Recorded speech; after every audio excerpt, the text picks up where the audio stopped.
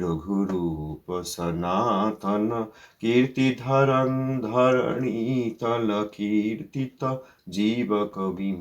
রঘুরূপ সনাতন কীর্তিধরং ধরণীতল কীর্তিত জীব কবিম। কবিরাজ নরোত্তম সখপদং প্রণমামি সদা প্রভুপাদপদম। কৃপয়া হরি কীর্তন মূর্তিধরং ধরণীভর হারক গৌরজনম। জনকাধিক বৎসল স্নিগ্ধ পদং প্রণমামি সদা প্রভুপাদপদম। जगद्गुरु प्रभुपाद श्रील भक्ति सिद्धांत सरस्वती गोस्वामी ठाकुर जी की जय। श्री गुरु महाराज जी की जय। सकार श्री प्रभुपाद की जय। भजनानंदी और समावत भक्ति की जय।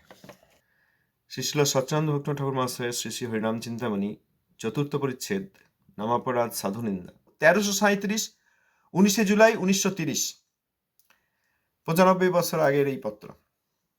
প্রভুপাদ লিখছেন, হরিবিমুখ জনগণ স্বভাবত ও নিসর্গ দোষে ভগবত ভক্তের বিরুদ্ধাচরণে প্রবৃত্ত এবং শিষ্টাচার বহির্ভূত বর্বরোচিত ক্রিয়ায় উন্মত্ত হয়। উহাদের জন্য শাস্ত্রে পশুনাং লঘুড় যথা ব্যবস্থা আছে। অতএব এই শাস্ত্রের কথা বলে বিচার করে তাদেরকে বোঝানো যাবে না। পশুনাং লঘুড় যথা, যেমন পশুরাকে বলে একটাই জিনিস বুঝতে পারে, লাঠির ঘা, এদের প্রতিও সেই রকম ব্যবস্থা শাস্ত্রই করেছেন। যে কালে পাষণ্ডদিগের দণ্ড হয় না, তখনই উহারা উত্তরোত্তর বৃদ্ধিপ্রাপ্ত হইয়া বৈষ্ণবের প্রতি পশুচিত ব্যবহার করিতে থাকে। এই যে আমার গুরু মাঝের কথা বারবার বলি, কত বড় অমানা হয়ে গেছে। আমাকে একটা কথা বলুন, এই যে অযোধ্যায় রাম মন্দির হলো, কি অসুবিধা ছিল? 500 বছর আগে ভাঙা হয়েছে, আপনি তো আর ভাঙেননি। এই মীর বাকি বলে বাবরের কোনো সেনাপতি রাম মন্দির ভেঙে দিয়ে বাবরি মসজিদ করেছিল 500 বছর আগে। এত গায়ে লাগছে কেন? এটা ভাবে না কেউ কেউ? সেই বাবরি মসজিদ ভেঙে দিয়ে রাম মন্দির করা, এই বিধর্মীরা সে কথা বলছে, দোষ দিচ্ছে সনাতনীদের। সেইটা যতদিন আমরা বুকের উপর তুলে রেখে দিয়েছি, ততদিন সেই অপরাধের ভাগী হচ্ছি আমরা। ভগবান রামচন্দ্রের মন্দির ভেঙে দিয়েছে, সেখানে এইরকম অন্যান্য কিছু করেছে। ভগবান রামচন্দ্র সবিশেষ,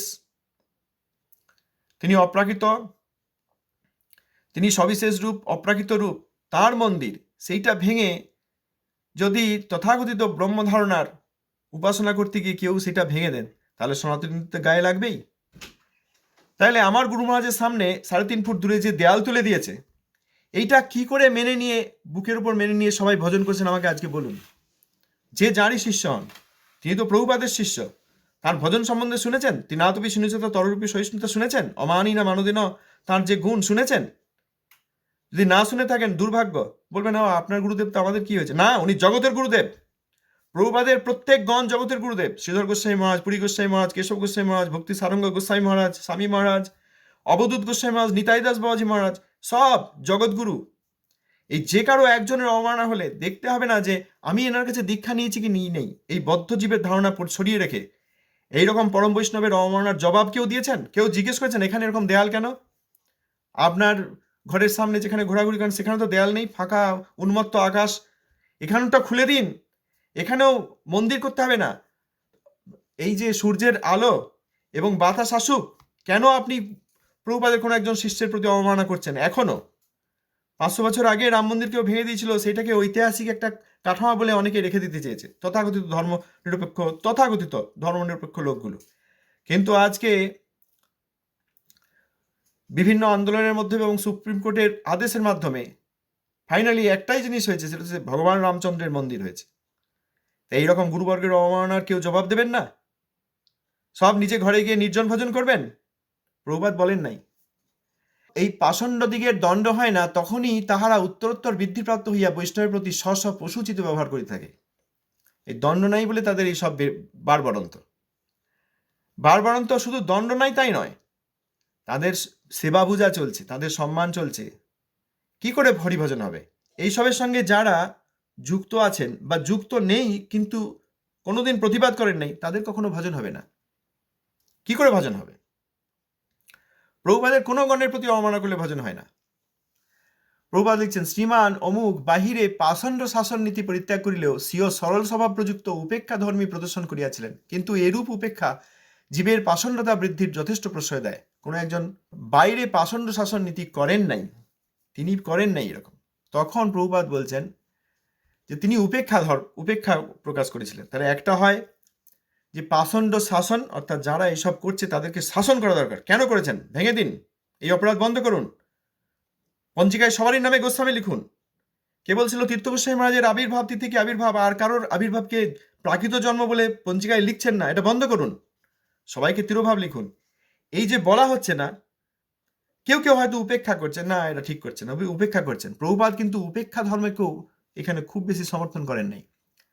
বলেছেন এই ব্যক্তি তিনি পাষণ্ড শাসন নীতি পরিত্যাগ করে উপেক্ষা ধর্ম গ্রহণ করেছে, মানে কিছুই বলবো না, চুপ করে থাকবো, দরকার নেই ওদের সঙ্গে সম্পর্ক রাখুন, এরকম। কিন্তু এরূপ উপেক্ষা জীবের পাষণ্ডতা বৃদ্ধির যথেষ্ট প্রশ্রয় দেয়। তিনিও হয়তো উপেক্ষা ধর্ম করলেন, তার অসুবিধা নেই। কিন্তু যেসব পাষণ্ড এইসব অবমাননা করছে তাদের এই পাষণ্ডতা দিনের পর দিন বাড়তে থাকবে।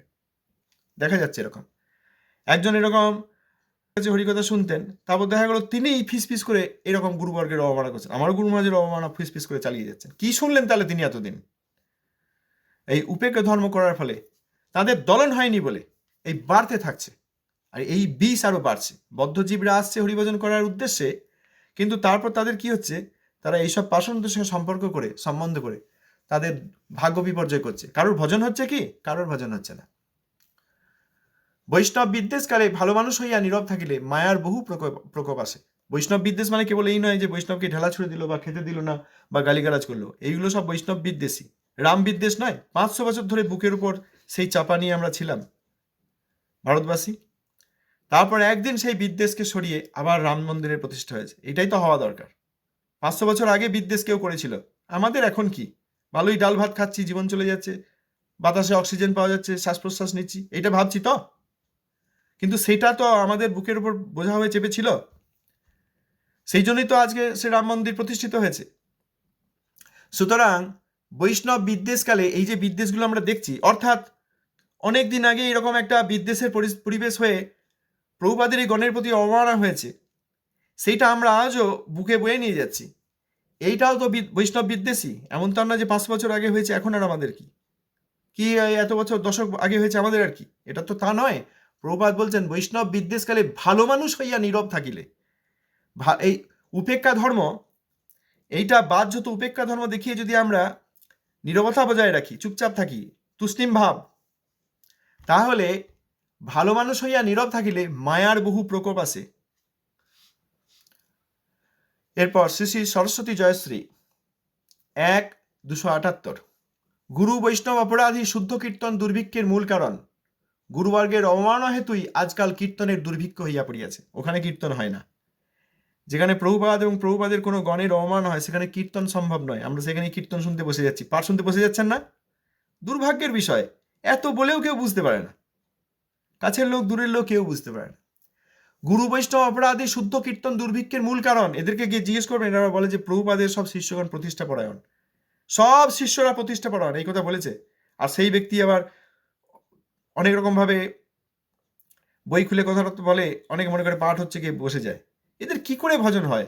কি ভজন করেছেন তারা? গুরু বৈষ্ণব অপরাধী শুদ্ধ কীর্তন দুর্ভিক্ষের মূল কারণ। গুরুবর্গের অবমাননা হেতুই আজকাল কীর্তনের দুর্ভিক্ষ হইয়া পড়িয়াছে।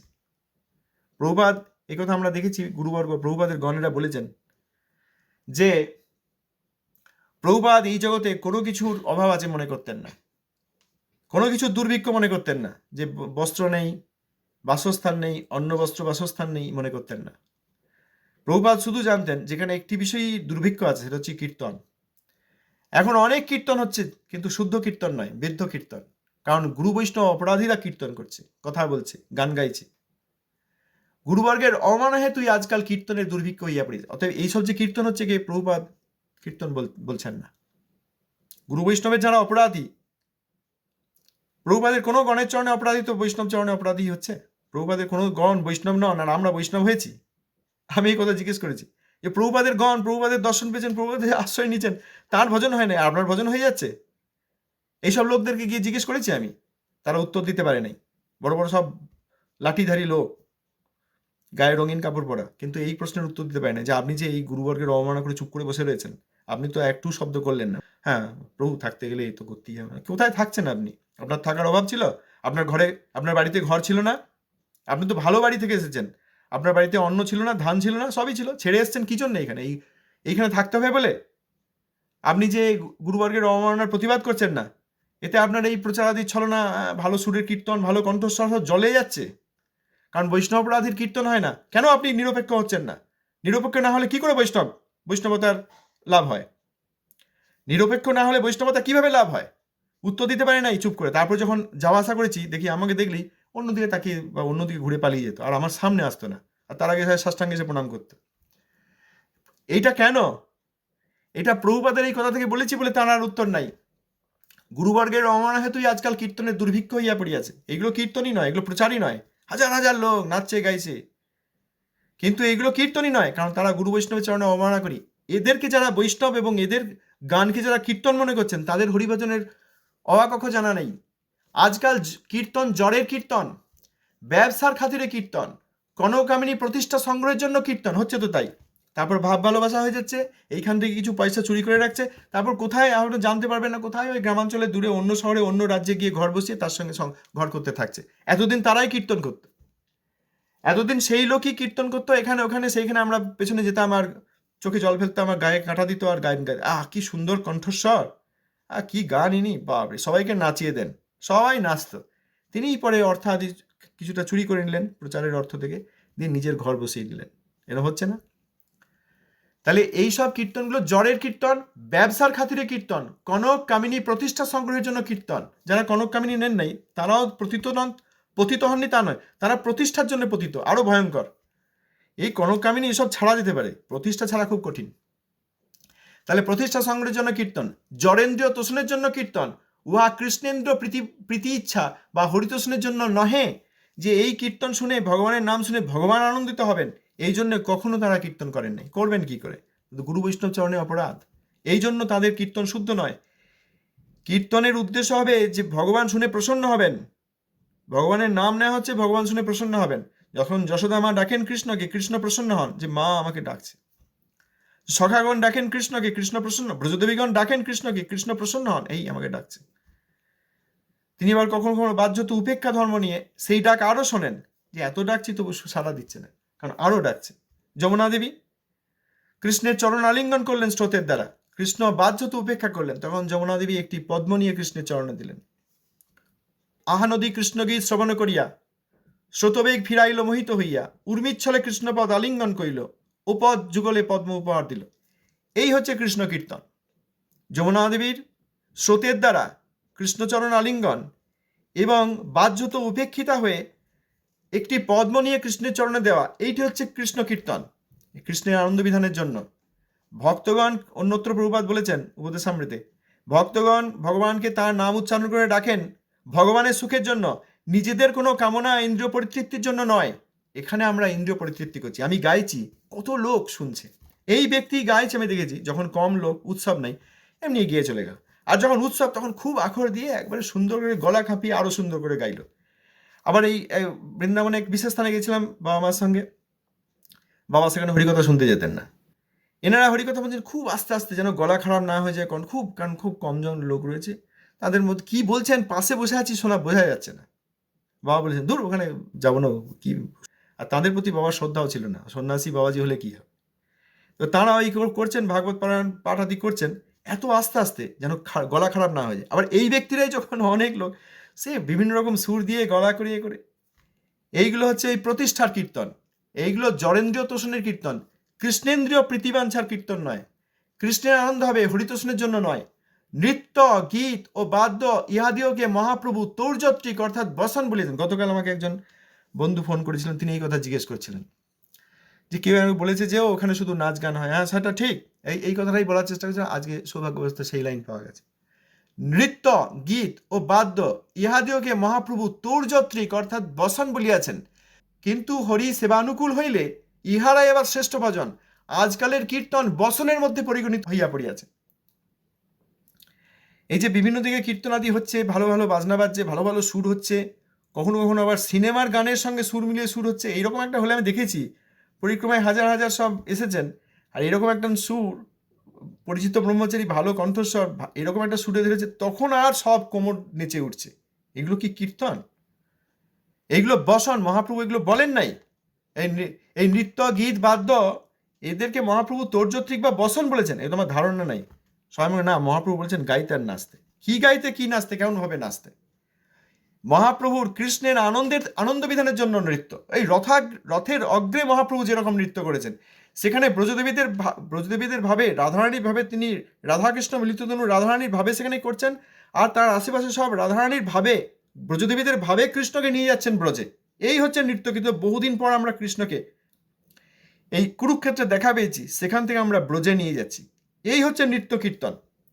এই আমাদের ভালো লাগবে, আমি গাইছি, এখন আমি তির্যক চোখে তাকিয়ে গাইছি, আশেপাশের লোকেরা আমাকে দেখছে, উরে বাবরে, এরা নিশ্চয়ই আমার গান, আমার নাচ, আমার ভাব খুব পছন্দ হয়ে গেছে।